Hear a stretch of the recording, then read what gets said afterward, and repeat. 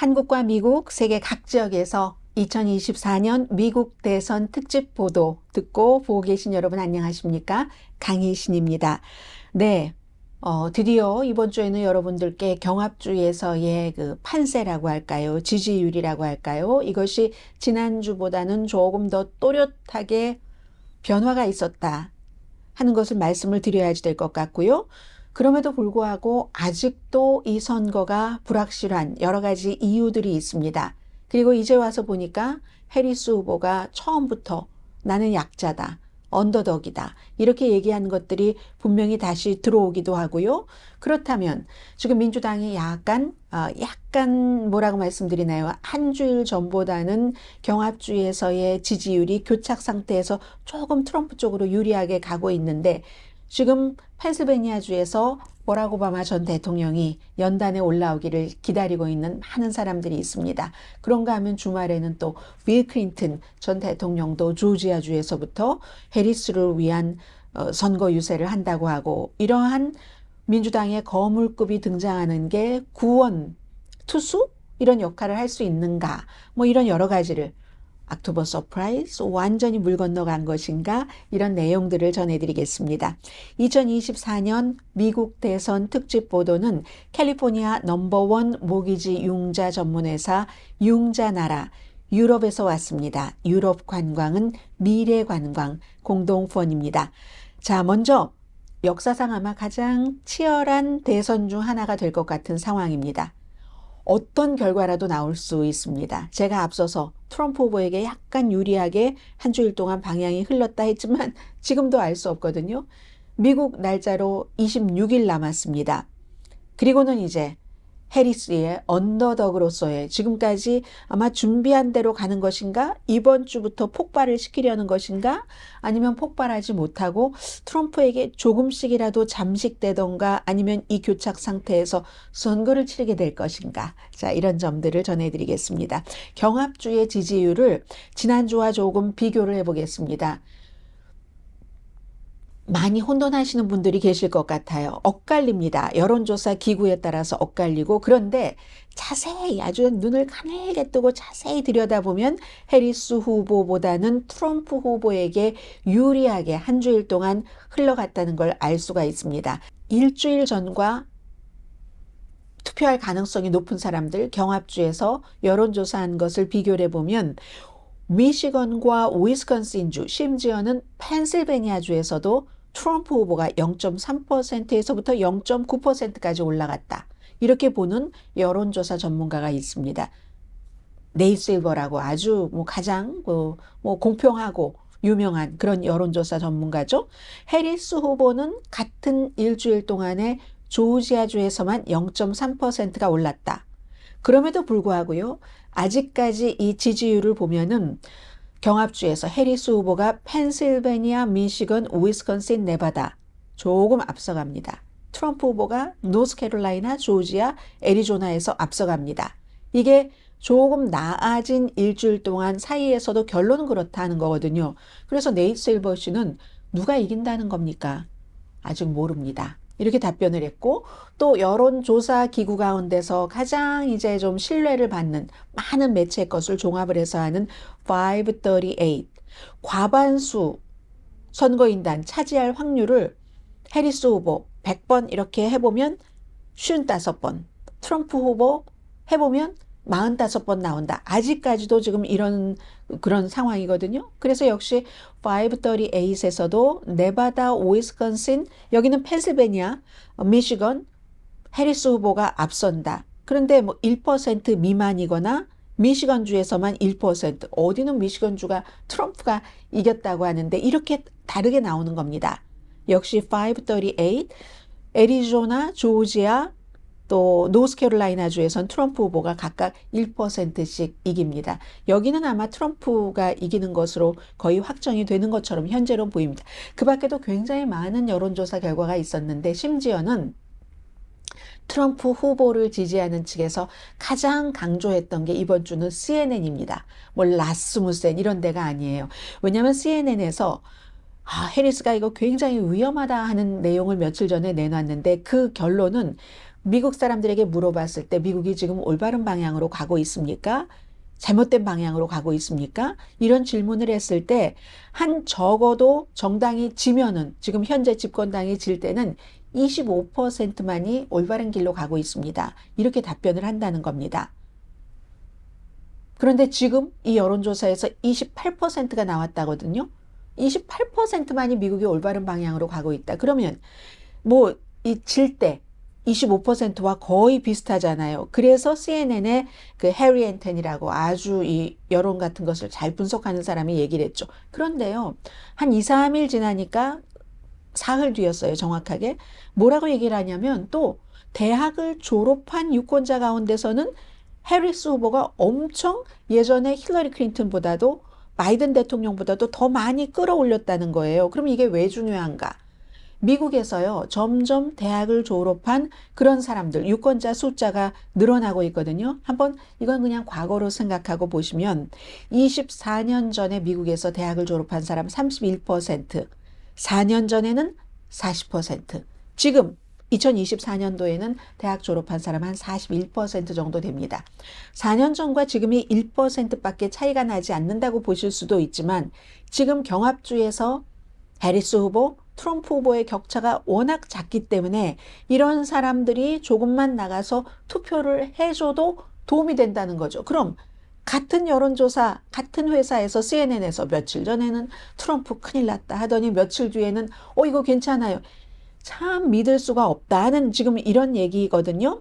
또 요즘에 여러분들께서 많이 보시는 폴리마켓 그 여론조사를 좀 보겠습니다. 이 폴리마켓은요, 지금 아침보다도 트럼프 후보가 이길 수 있는 찬스를 더 많이 받습니다. 56%대 해리스 후보 44%거든요. 그리고 어떤 매체 여론조사 기구보다도 이 배팅 사이트인 폴리마켓이 트럼프 후보가 거의 이기는데요. 애리조나, 조지아, 펜실베니아에서도 엄청나게 차이가 납니다. 57%대 43%. 미시건에서도 트럼프가 52대 48. 위스콘신은 동률이고요. 네바다에서만 해리스 후보가 트럼프 후보에 비해서 52%대 48%로 앞서간다는 겁니다. 물론 이 폴리마켓은 다른 일반적인 여론조사 기관은 조금 다르긴 하지만 이건 굉장한 차이죠. 어쨌든 이렇게 해서 이코노미스트가 결론을 내리는데요. 지금 이렇게 보면은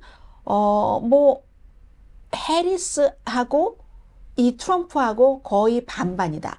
불과 며칠 전, 일주일 전까지만 하더라도 해리스 후보가 이길 수 있는 그런 여러 가지를 55대 45, 55대 45라는 것도요, 지지율이 55%대 45%로 이긴다는 뜻이 아닙니다.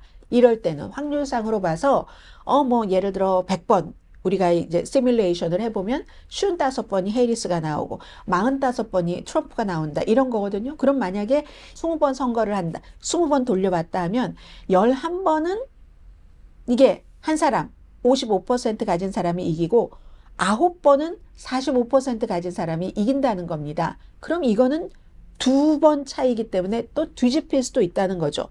또 오차범위라는 게 있기 때문에 아직까지 이런 상태입니다. 그럼 왜 이렇게 선거 이제 30일도 안 남았는데 26일밖에 미국 날짜로는 안 남았는데 아주 교착 상태에서 트럼프가 조금 앞서간다고는 하지만 너무너무 빳빳하게 붙었는가 여러 가지 이유가 있죠. 올해 선거는 최근 역사상 말씀드린 것처럼 가장 불확실성하기 때문에 결론적으로 지난번에 2020년도에 조지아주에서 바이든 대통령이 그 레드 스테이트에서 12,000표, 12,000 몇백 표 차이로 700 몇 표 차이로 이겼잖아요. 이번에는 한 주에서 경합주에서 불과 몇천 표 차이로 당락이 결정될 수도 있는 겁니다. 또 거의 winner takes all 해서 그 몇천 표만 더 가져가도 그 사람이 그 주의 선거인단을 다 가져가는 거죠. 물론 공통적인 이슈가 있죠. 경제가 있고 국경 이민이 있긴 있지만 전례 없는 일들이 너무 많은 겁니다. 예를 들어서요. 미국에서 언제 흑인계 여성 대선 후보를 내놔봤습니까? 또 미국에서 언제 전직 대통령이 한 번 임기 끝내고 그 다음에 선거에서 떨어졌다가 한 텀 쉬고 다시 출마했습니까? 또 미국 대선 후보 가운데서 선거 캠페인을 하는 동안에 그 짧은 기간에 2번이나 암살 시도를 겪은 사람이 누가 있습니까? 과거에 민주당에서 대선 후보를 바꾼 적은 있지만 선거 치르기 약 2달 조금 더 남기고 후보를 바꾼 적이 어디 있습니까? 아무것도 지금 뭐 여론조사 4년에 한 번씩 하는 대선 후보들 여론조사 이게 맞아. 앞에 제가 말씀드렸던 여러 가지가 다 맞아. 하고 확신을 줄 만한 그런 경험이 쌓이질 않는 상태에서 굉장히 특별한 것을 이번에 맞이를 하고 있는 겁니다.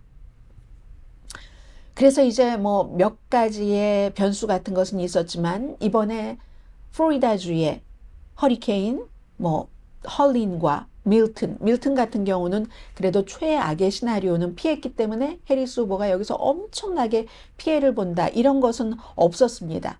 근데 이번에는요, 이 밀튼 같은 경우도 굉장히 특별한 것 가운데 하나가 너무너무 음모론을 믿어서 허리케인을 인간이 만들어낸대요. 그래서 아니, 허리케인 인간이 만들어내지 않거든. 심지어 이렇게 이제 공화당 트럼프 후보 측에서부터 나와서 박스에서 막 이걸 또 더 키우고 하니까 그러면은 심지어 공화당 의원들조차도 그건 아니야 하고 성명 내고 그렇습니다. 왜냐하면 공화당 의원들도 허리케인 피해 지역인 플로리다, 노스캐롤라이나 이런 데는 음모론이 판을 치면 그 도시를 재건하고 사람들을 도와주기가 굉장히 힘듭니다. 그래서 그런 사람들이 아니라고 하는데도 아니 허리케인을 일부러 민주당이 만들었다고 얘기하는 사람들이 많거든요. 공화당 사람들 투표하지 못하게 하기 위해서 그쪽 지역에 아니면 뭐 리툼을 캐내기 위해서 그런다고 하던가요. 이런 음모론이 굉장히 많아서 그거 아니다. 음모론이다 하고 공화당 정치인들이 얘기를 하면 무슨 소리야. 눈, 비, 해일, 폭풍까지 뭐 인위적인 조작으로 그런 기술이 이제 얼마나 일반화됐는데 이렇게 얘기하는 데는 할 말이 없는 겁니다. 굉장히 중요한 때마다 우리가 신의 것을 따르고 뭐 이렇게 얘기하는 사람이 완전히 인간의 영역을 넘어가는 것을 음모론을 들고 나오고 있거든요. 그렇기 때문에 허리케인 밀튼 그 최악의 상황은 피해갔지만 아직도 이 구조 재건 작업에 있어서 공화당이 무조건 음모론이다. 그 돈이 없는데 돈이 없지도 않아요. 있어요. 피마의 연방재해청에. 그런데도 불법 체류자에게 돈을 다 써서 여기에 쓸 돈이 없다. 이런 음모론이 많기 때문에 정책을 들여다볼 시간이 없는 겁니다. 정책과 이슈를 들여다볼 시간이 없고 원래도 해리스의 정책이 좋아서 트럼프의 정책이 좋아서 그렇다는 사람도 있지만 세금 문제에 대해서는 부자들 뭐 이런 사람들은 그렇긴 하지만 해리스의 정책을 말하기는 구체화된 게 너무 없고 후보가 된 지도 얼마 되지 않으니까 트럼프의 정책을 보자니 뭐 관세 막 크게 얘기하는 것을 제외하고는 현실과 너무 동떨어져 있고 해서 정책을 비교하기가 굉장히 힘든 겁니다. 물론 외교 정책에서 조금 분명한 것은 있죠. 뭐 예를 들어서 트럼프는 동맹이 우리에게 무엇을 해줄 것인데 이걸 물어볼 것이고 해리스 후보는 동맹의 중요성, 우리는 동맹과 같이 간다 하는 것을 강조를 하잖아요. 제일 중요한 건 우크라이나. 해리스가 대통령이 되면 계속 도울 것이고 트럼프는 잘 모르겠어요. 어떻게 할지 이런 문제. 그리고 트럼프 후보는 얼마 전에 헝가리의 그 독재자인 빅토르 오르만 총리가 와서 트럼프 집 마랄라고에 방문을 했을 때 내가 대통령이 되면 우크라이나를 돕지 않는다고 했거든요. 그럼 여기서 우크라이나만 보는 게 아니라 미국이 앞으로 동맹국이라 할지라도 그렇구나. 지도자가 뭐 또 다른 지도자 뭐 예를 들어 트럼프 후보가 푸틴하고 친하다고 하니까 그렇게 될 때는 동맹이라도 우리가 그 정권에서 이어져 왔었던 그 정책이 외교 정책이라 할지라도 완전히 지로가 되는구나 하는 것을 이제 짐작을 해볼 수 있는 그런 정도의 외교 정책 정도만 차이가 나지 다른 것은 아직 특별하게 비교할 만한 그런 것들이 많지 않고 그럴 여유도 없습니다. 트럼프를 지지를 하느냐 아니면 트럼프는 절대 안 돼 해서 해리스를 지지하는 지금 미국의 2024년도 대통령 선거, 대통령 선택은 그런 분위기이기 때문에 그렇습니다. 이쯤 되면은 해리스 후보가 처음에 등장하면서부터 막 지지율 그때 막 바이든이 깎아먹었던 거 다 올려놓고 기금 엄청나게 모이고 했잖아요. 그때도 약자라고 했습니다. 그 말이 이제 다시 생각이 나는 겁니다. 선거가 시간이 지나가면서 지금 내부는 내부들 자료가 있잖아요. 오늘 보니까 트럼프 후보는 그 공화당의 내부 자료에 따르면 내가 다 이긴다. 어디 한 군데는 빼놓고 그랬다고 하던가요. 아무튼 내가 다 이긴다. 이런 얘기를 하고 있는데 민주당은 약간의 엄살도 있지만 민주당은 처음부터 언더덕이라고 약자라고 분명히 했습니다. 그래서 이번에도요. 해리스 후보가 되고 나서 뭐 80일 정도 됐는데 10억 달러를 모아서 역사상 이거 최고로 많은 금액이거든요. 트럼프 쪽과 비교할 수 없을 그럴 정도. 트럼프 후보가 2024년도 1년 내내 모은 돈이 10억 달러가 안 됩니다. 그런데 해리스 후보는 80일 만에 그만큼 모았잖아요. 이거 더 이상 자랑하지 않습니다.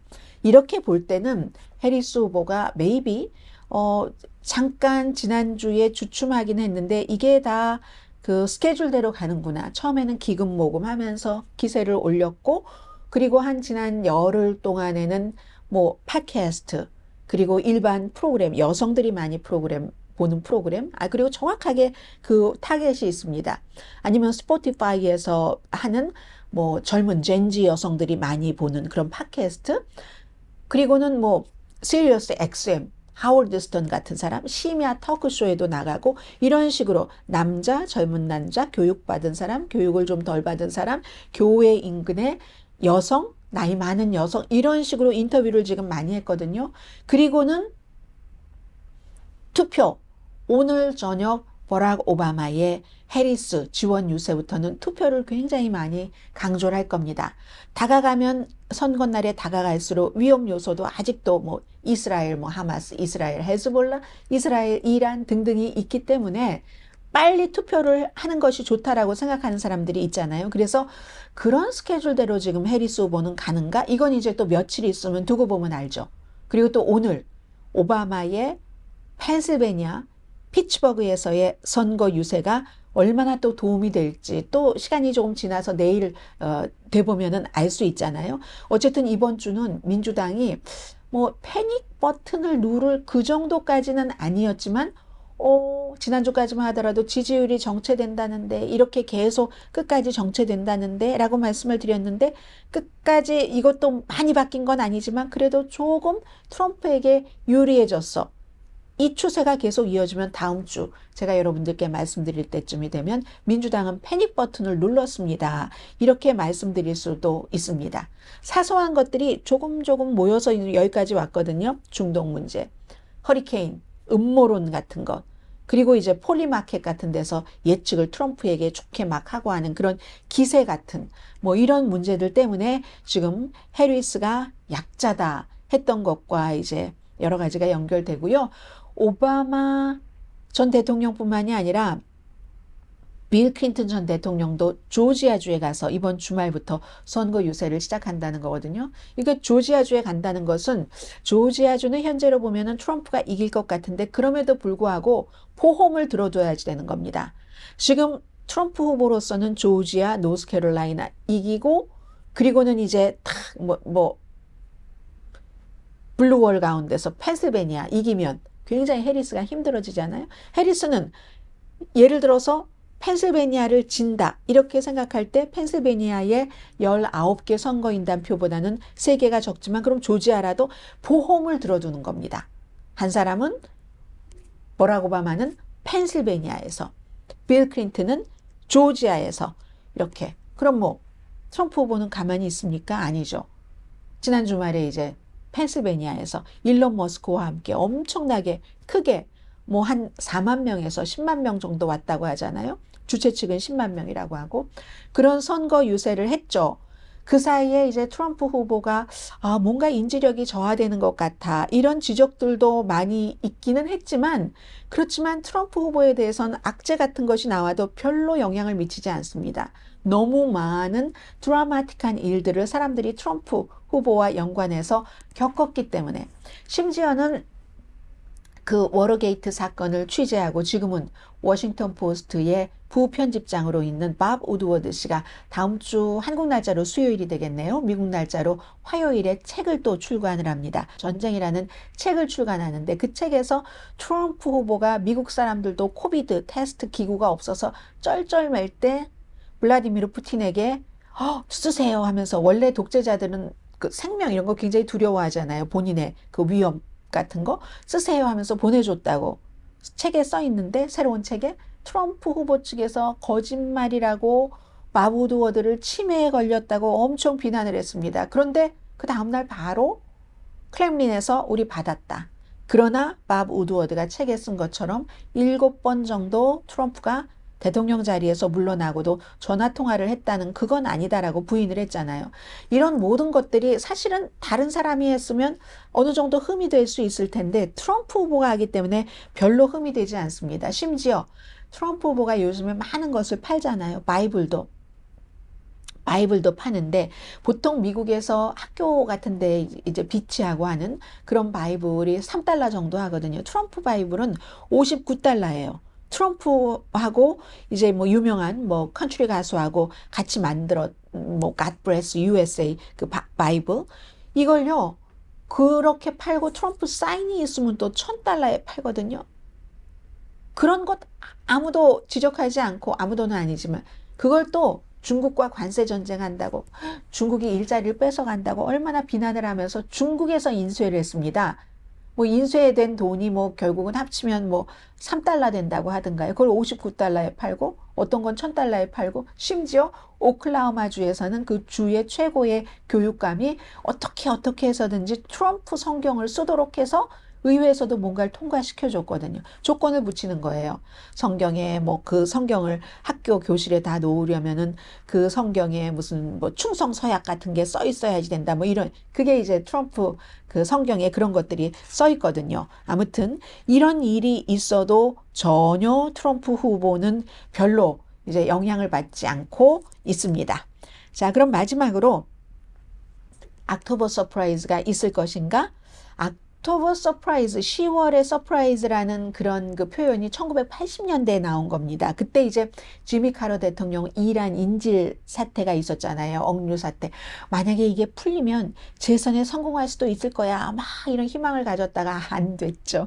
그리고 나서도 매년 옥토버 서프라이즈가 50년 이상을 있지만 결정적으로 영향을 미친 적은 뭐 힐러리 클린턴 때 뭐 선거 며칠 전에 뭐 이메일을 뭐 국무부 걸 쓰지 않고 국무장관일 때 개인 걸 썼다 해서 연방수사국이 그거 기소 안 한다고 했다가 다시 선거 치러지기 며칠 전에 기소하고, 이것 때문에 1.3%가 내려갔거든요. 선거 직전 한 일주일쯤 전에.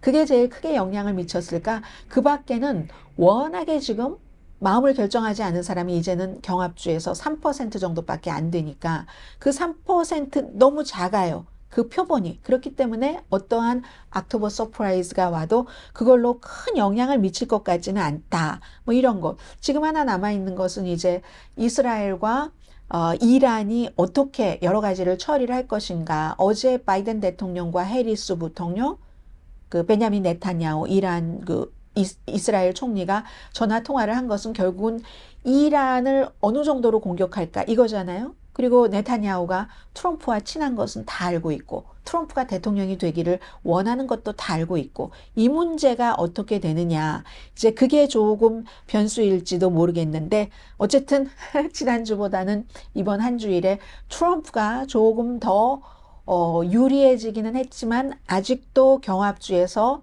두 사람의 지지율은 오차 범위 안에 있다. 따라서 선거 그 결과에 대해서 나중에 다 뚜껑을 열어보고 나서 이럴 수가 할 수 있는 일이 있습니다.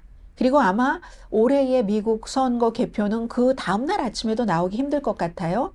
왜냐하면은 그 우편 투표, 뭐 조기 투표, 뭐 이런 직접 가서 하는 조기 투표 이런 것들도 있고 하는데, 우편 투표 같은 경우가 주마다 또 다 다른데, 그날 선거 당일에 우편투표 개표를 시작하지 않는 그런 주가 많거든요. 지난번에도 펜실베니아주가 한 나흘인가 걸렸습니다. 그래서 당장 이제 보통 선거 끝나고 뭐 몇 시간 뒤에 AP가 예측합니다. 이걸 올해도 하기 힘들 것 같다는 말씀 드리고요.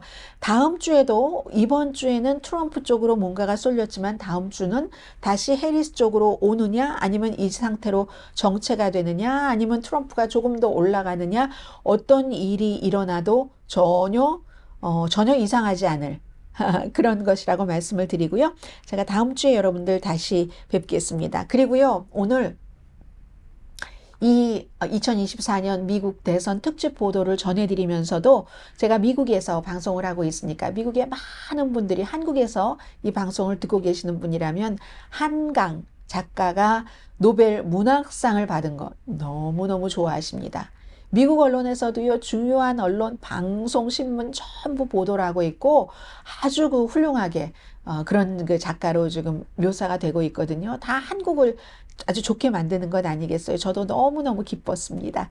11월 그 5일에 선거 끝나고 결과까지 다 나오고 11월 그 말에는 한강에 몇 년 전에 읽었던 그 책 이후에 나온 뭐 여러 가지 책들이 있잖아요. 뭐 그리스 신화 등등에 대한. 저도 그런 책들을 읽을 마음에 부풀어 하면서 오늘 미국에서 살고 계시는 모든 분들께서 너무 노벨 문학상 축하했다는 것까지 전해드립니다.